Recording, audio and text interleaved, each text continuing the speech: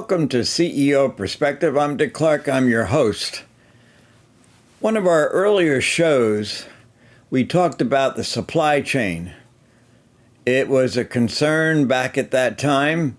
It was affecting businesses. It was certainly impacting the ability to be able to deliver products and have access to products that we needed in order to fight the pandemic in the earlier stages. And we learned a lot from that.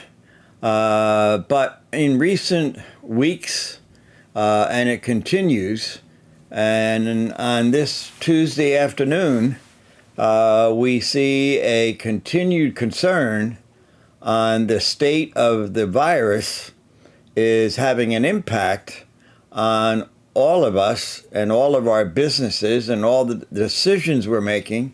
And it's certainly going to have an impact on the materials that we need to stay in business. So we thought we would devote this afternoon's program to talk more about that. And I invited two of our CEO Roundtable members who have a lot of experience with this, and we've talked about it at our weekly meetings. So right after this announcement, I'm going to invite them up. You're going to meet them, and we're going to find out what's different about the supply chain today. We'll be right back.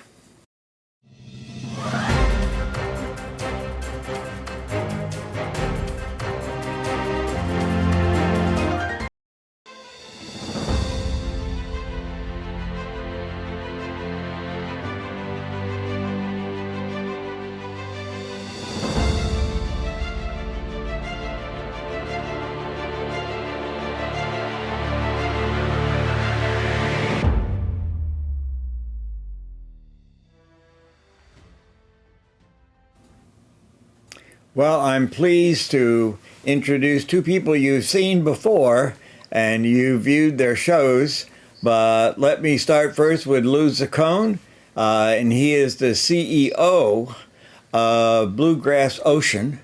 And our other member of the CEO Roundtable is Angeli, who is the founder and CEO of Stirling Operations. Gentlemen, welcome, and thank you for agreeing to be on again.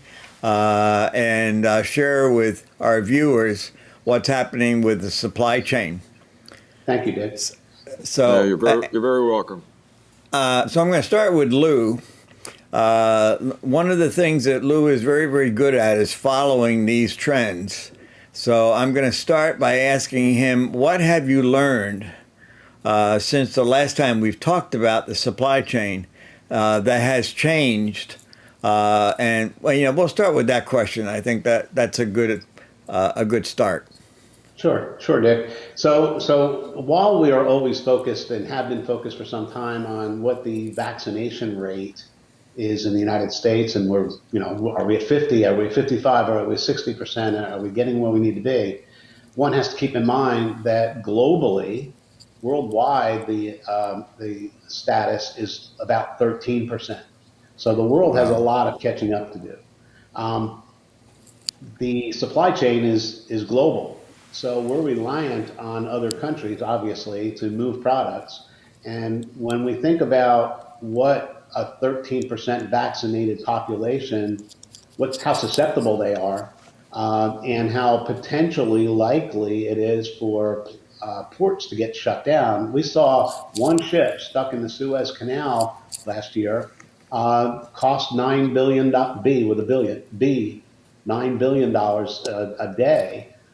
Imagine what shutting 3 or 4 or 5 Asian ports might do, or South American ports might do to supply chain. That is unbelievable. And probably a lot of people didn't know that. But you're right. There's one thing about having delays. There's another thing about having a port closed. But Jerry, what does that mean? How does that translate out into its impact on us? A couple different ways. When we first met, we talked about the benefit now of having everybody realize that supply chain and things that eventually wind up in the United States come from all over the world. It first occurred to everybody that PPE, the protective gear that people that were fighting the virus wore, we couldn't get our hands on it. That too many things were made not here to support what happens in the United States. And so now the learning is continuing to accrue about maneuvers in the supply chain. One of the first things you learn when you get involved in being in a chain is that any disruptions to the chain, putting aside the continuous improvement that goes on every day in how fast the ships can get across the water, or how quickly things could move, or how lead times are being reduced. Whenever there's a disruption, there's other certainties that happen. Prices go up, never down. If there's a disruption, prices go up. Lead times get longer. Delivery times get very uncertain. Shortages start to occur. And as if over the length of time that the disruption's in play, inventories can become very unbalanced. So you have inventory in your stores, but you don't have everything that you need to complete the task or service or product that you're building. And all of that winds up making everything go slower. Now, where we are today, because of what Lou had said, we're not at the point yet of a complete port or ports shutting down, but we are still on the curve ascending. Prices are still going up. Shipping costs are going up. Delays in getting bookings to get your things in a container.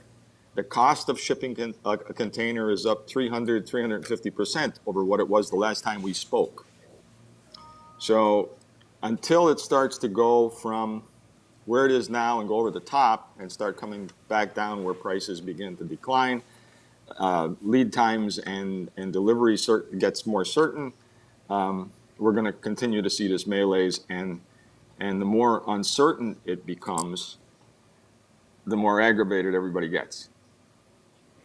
Well, one of the things we're finding, one of the things we know is that the Delta variant is 1,000 times more transmittable. And that is speeding up the process of the worsening of the conditions.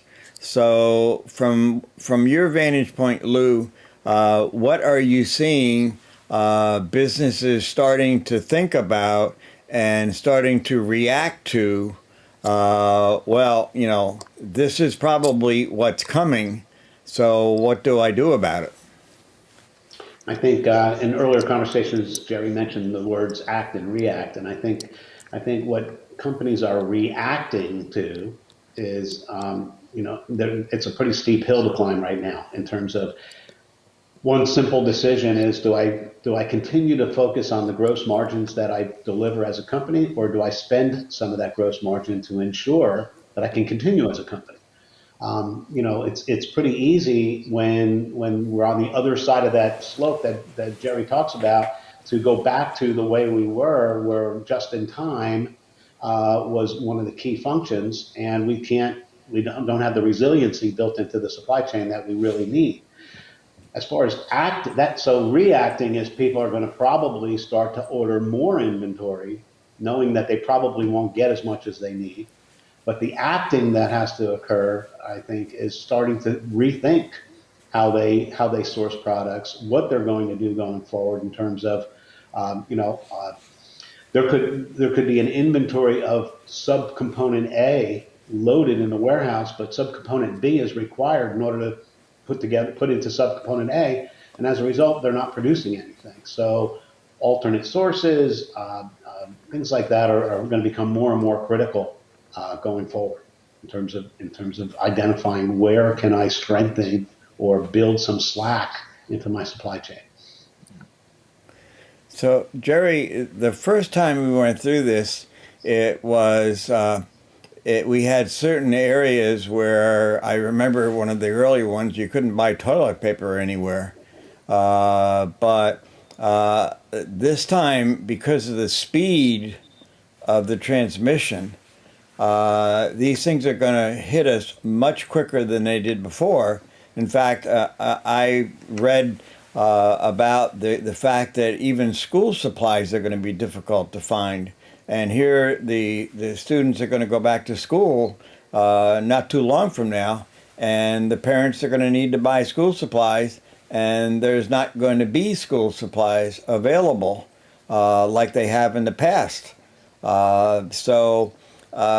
This problem is kind of out of the control of the businesses, and so Jerry, what do they do when they can't control that, or they may find out overnight? Oh, sorry, we're going to change the delivery date from what we promised you to to a week later or 2 weeks later, or maybe it's not available anymore. That's one of the points of flexibility that Lou and I always talk about.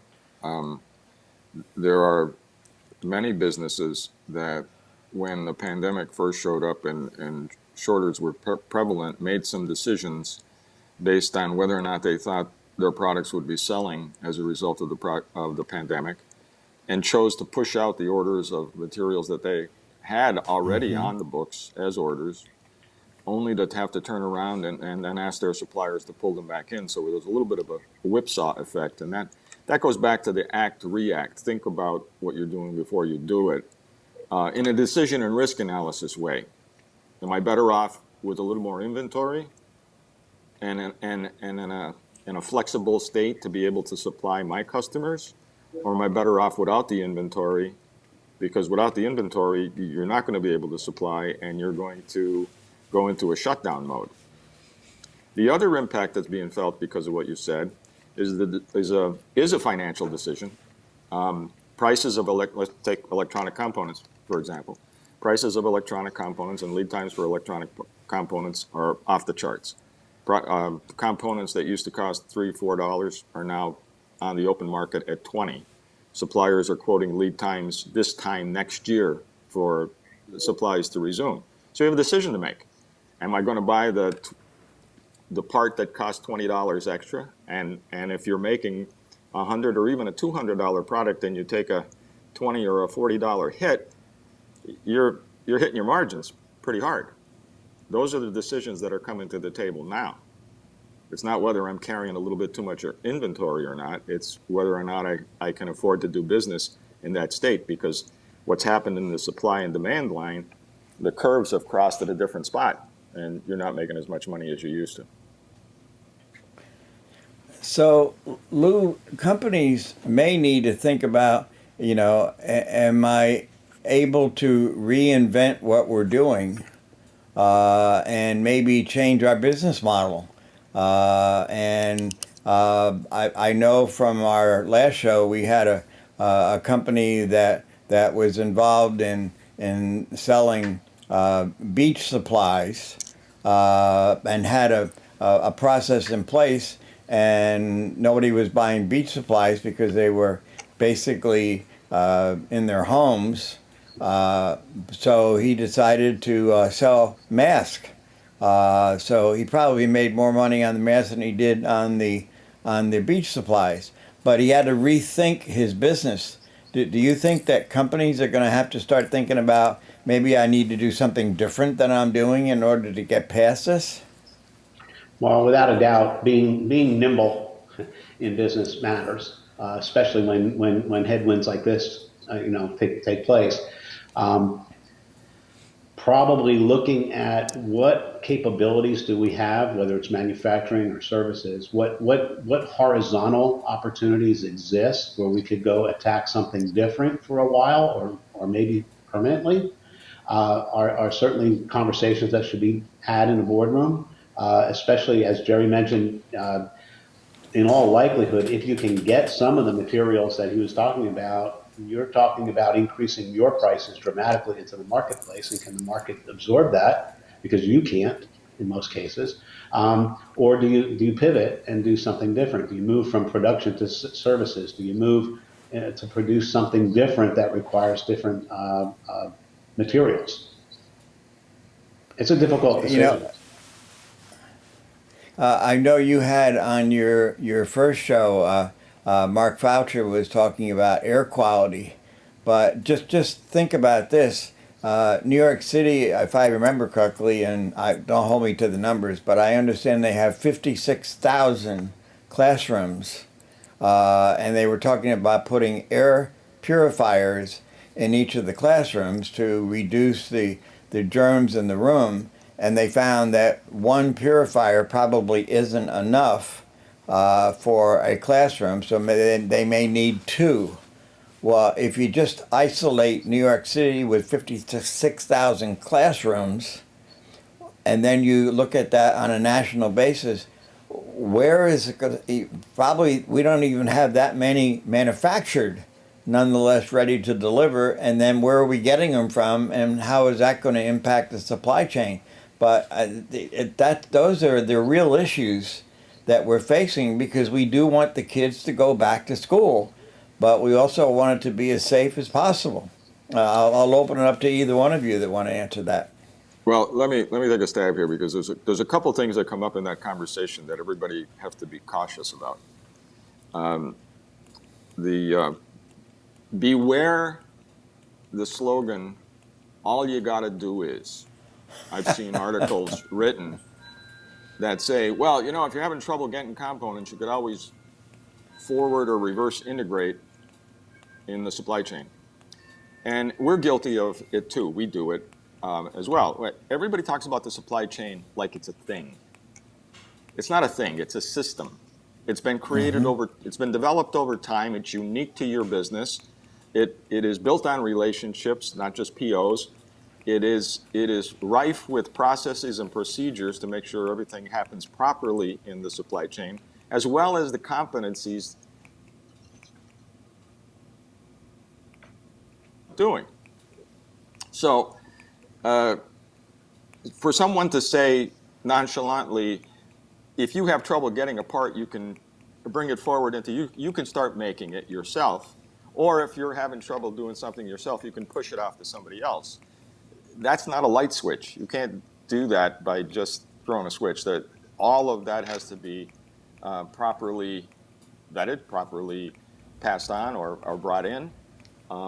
So that's one caution: is if you're going to do something, make sure you are able to do it properly. I've seen that happening out there now, and the other one is the opportunistic. Lou goes out of business, so I try to grab Lou's business.